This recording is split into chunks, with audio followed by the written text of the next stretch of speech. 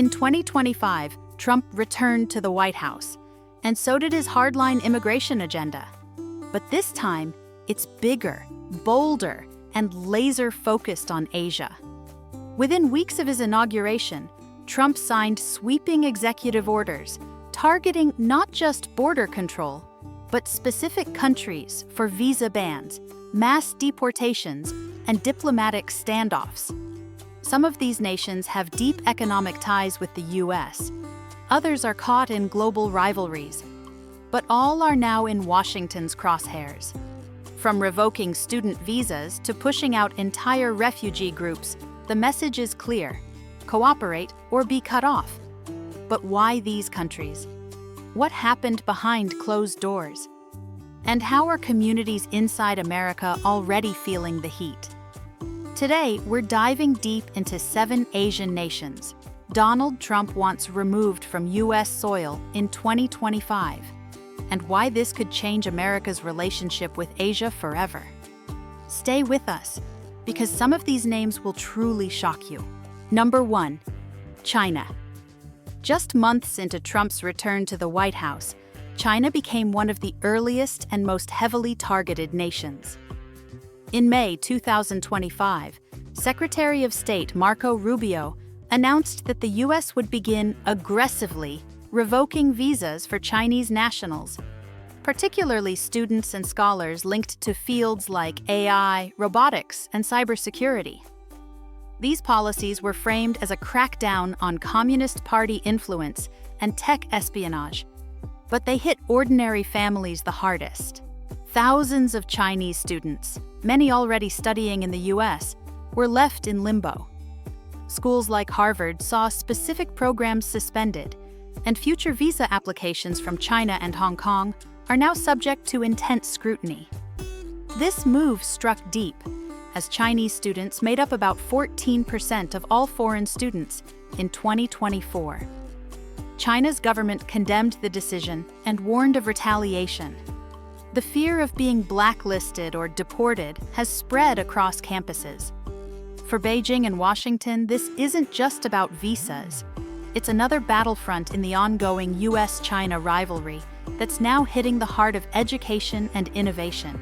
Number 2. Iran. In June 2025, President Trump signed Executive Proclamation 14,161, barring all immigrant and non-immigrant entry of Iranian nationals.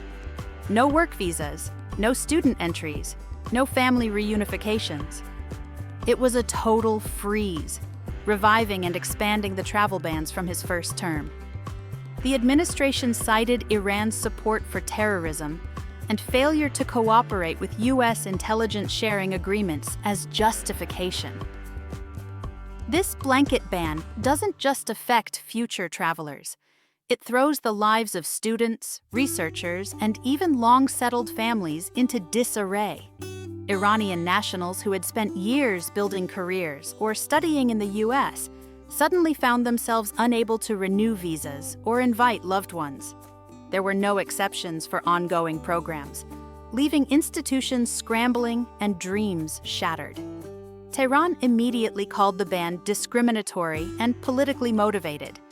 Iranian state media warned of retaliatory moves, including travel restrictions on Americans. The human toll? Immeasurable.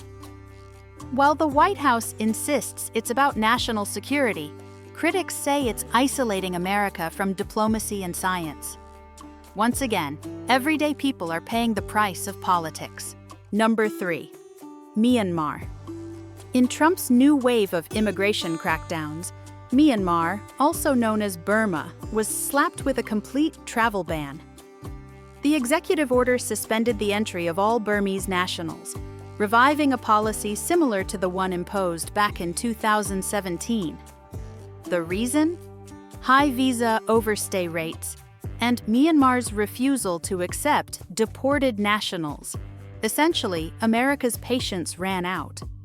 What makes this even more complicated is Myanmar's current political state.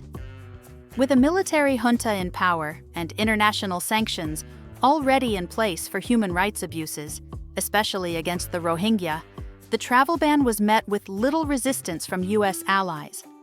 But the real impact is felt by Burmese families in the U.S., especially those who've lived in the country for decades under temporary protections. Although only one Burmese national was deported in 2023-24, many others live in fear.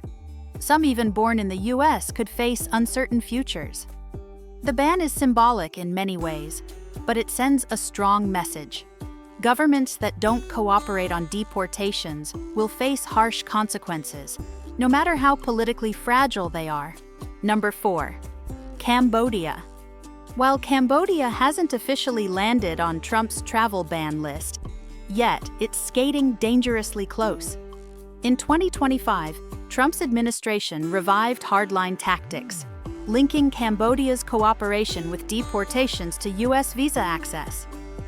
When Phnom Penh hesitated to accept deportees, Washington fired back with threats: comply or face visa restrictions and potential sanctions. Sound familiar?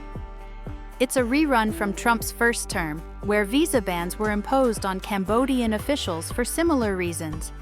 The numbers tell the story. Over 1,700 Cambodians in the U.S. have pending deportation orders, and at least 20 were deported between October 2023 and September 2024. Among them was the now infamous MN8 case. 8 Cambodian Americans from Minnesota nearly sent back, sparking nationwide outrage. Cambodia, under public pressure, continues to walk a tightrope, trying to honor a 2002 repatriation deal without angering its citizens by taking back those convicted abroad. This new pressure from the Trump administration threatens to undo years of careful diplomacy. If Cambodia is officially added to the travel ban list, it wouldn't just be a policy shift. It would fracture U.S.-Cambodian relations and send shockwaves through the diaspora community. Number 5. Laos. Laos may be a small nation, but in Trump's immigration agenda, it looms large, especially for the Hmong American community. Historically, Laos has refused to accept deportees from the U.S., citing the lack of a formal repatriation agreement. But Trump isn't taking no for an answer. In 2025, the administration renewed threats of visa sanctions and diplomatic pressure, warning that countries refusing deportations would face consequences. A chilling example came to light earlier this year when Ma Yang, a Hmong woman from Minnesota, was deported to Laos, despite years of assumptions that the Lao government wouldn't cooperate. Her case sent shockwaves through refugee communities nationwide, especially among those who fled persecution decades ago. As of now, no commercial deportees have been returned to Laos in 2023-2024, but that could change fast.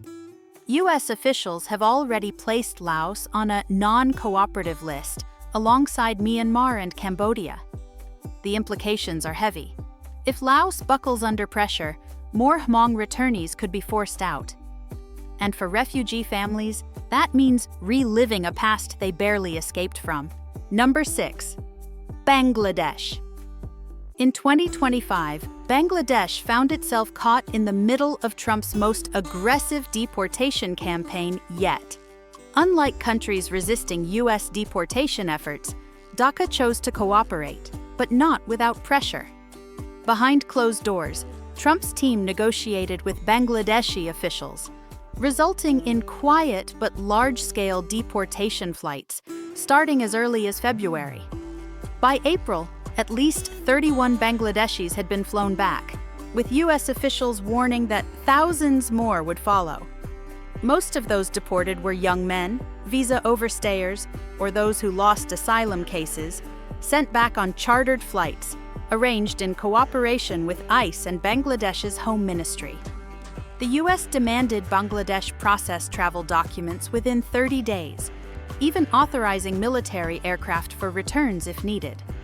Dhaka, though hesitant at first, agreed, emphasizing it would treat returnees with dignity.